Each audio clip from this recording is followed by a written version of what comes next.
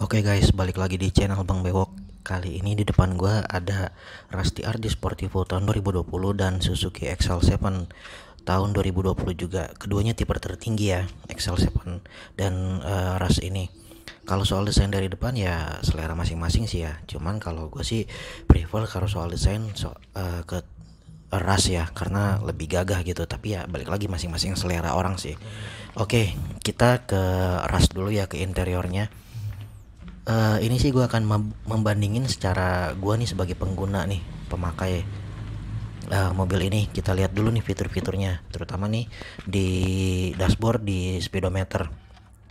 Kalau di Rush ini informasinya tuh apa ya, lengkap sih, cuman ya tampilannya kurang kurang mewah aja gitu, nggak ada tampilan display kayak di XL7 tuh. Ini cuman gini doang nih tulisannya, analog gitu.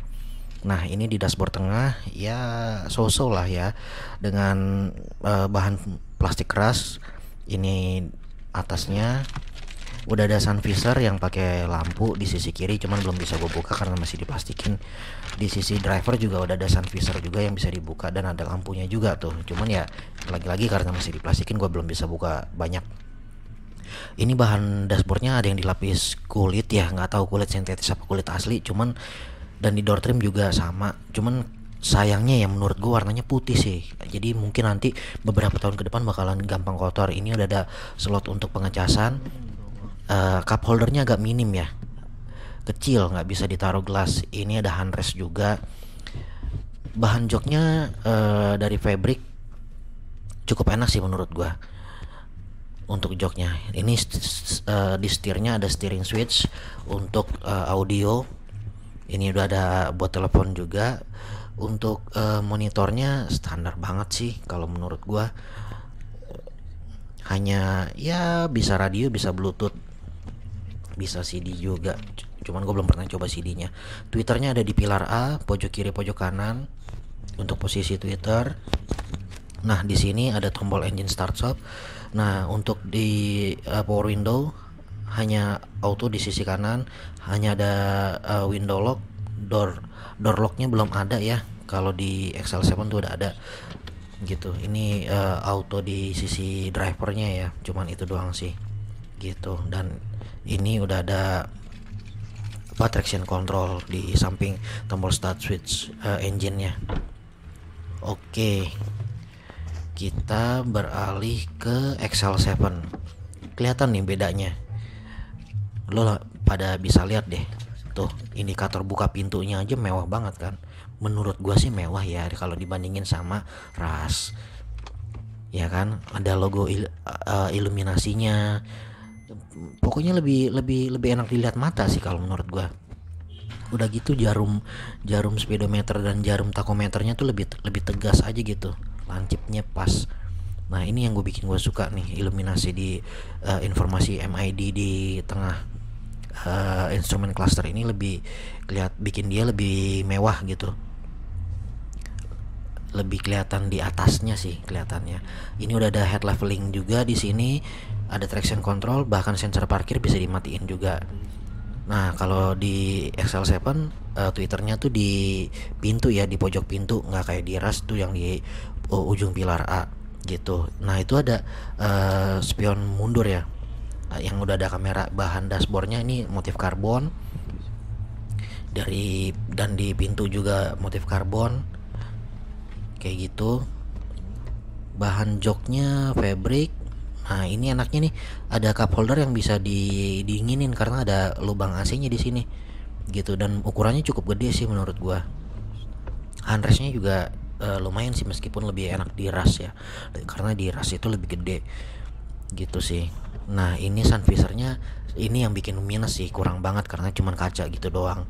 Lampunya masih bohlam biasa, dan di supir bahkan nggak ada kacanya sama sekali. Jangankan lampu, kacanya aja nggak ada. Gitu doang sih yang minusnya dibanding Rush gitu. Nah ini untuk tampilan instrumen clusternya, gue banyak nge-record di sini karena gue cukup apa ya, cukup tertarik gitu, karena kan kita nyamannya nyetir pasti sering lihat ke instrumen dashboard ya, instrumen cluster ini. Tampilan-tampilan yang kita lihat juga pasti kayak ya yang menginformasikan indikator mesin kita, penggunaan mesin kita, jarak yang udah kita tempuh, bensinnya berapa, kayak gitu deh. Kalau lu punya Excel 7 pasti lu tahu apa-apa aja yang perlu dilihat di situ, yang bisa dilihat di situ. Seru sih, banyak hal yang bisa kita lihat, nggak kayak di RAS ya, karena di RAS agak monoton info MID-nya. Itu sih yang menurut gua jadi nilai plus dari si Excel 7 ini. Nah, untuk kabinnya seperti ini ya, dan eh, di bagian tengah ini juga poin plus di Excel 7 karena dia penggerak roda depan, jadi lantainya tuh rata. Ini gue suka banget, lantainya rata jadi bikin lega. Kalau di RAS itu ada gundukan buat gardan ya, jadi agak sempit gitu.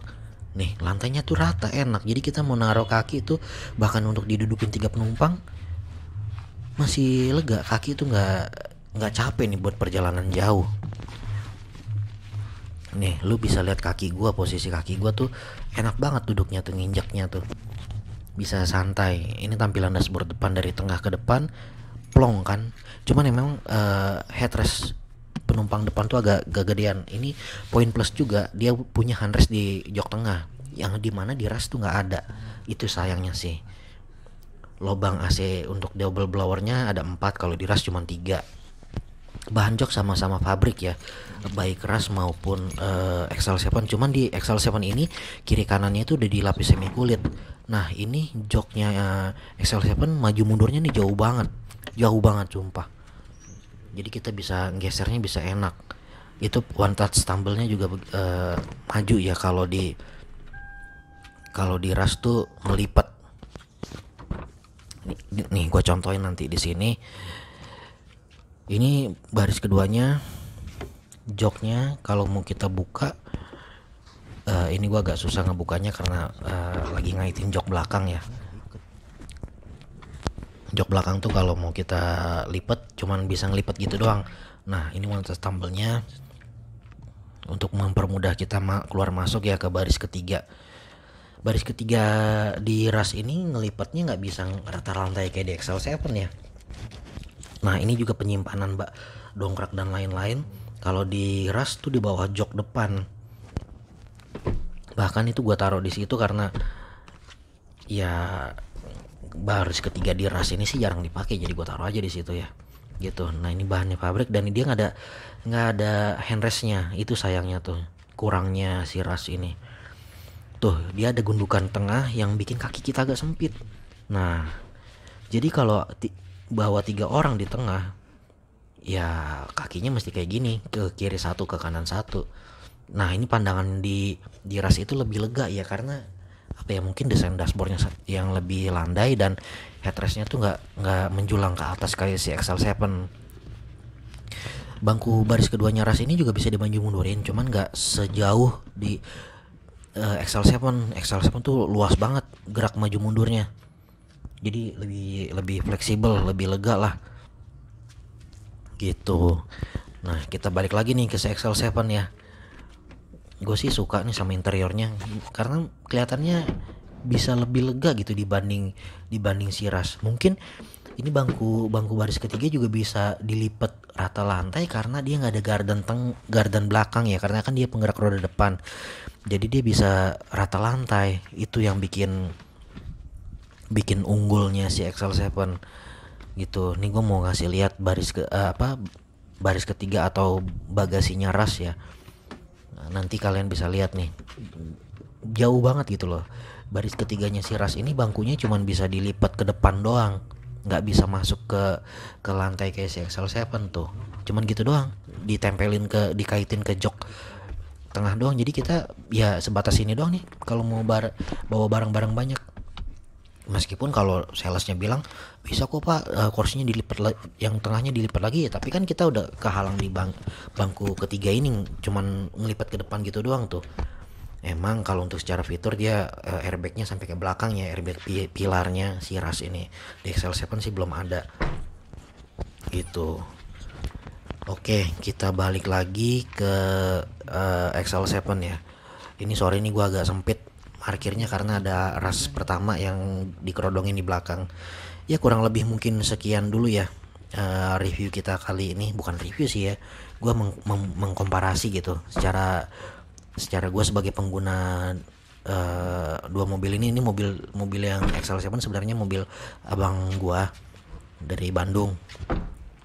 Mumpung lagi dititip di rumah ya gue bandingin aja, ternyata ya enak loh rasanya si XL7 ini gitu. Tapi kalau soal selera ya balik lagi ke masing-masing pilihan kalian ya. Itu sih sekian aja dari gue yang bisa kira-kira jadi poin-poin perlu diperhatiin kalau kalian mau milih salah satu di antara dua mobil ini yang kebetulan masih sama-sama diproduksi. Makasih yang udah mau nonton sampai saat ini. Jangan lupa like, comment, and subscribe ya. Bye.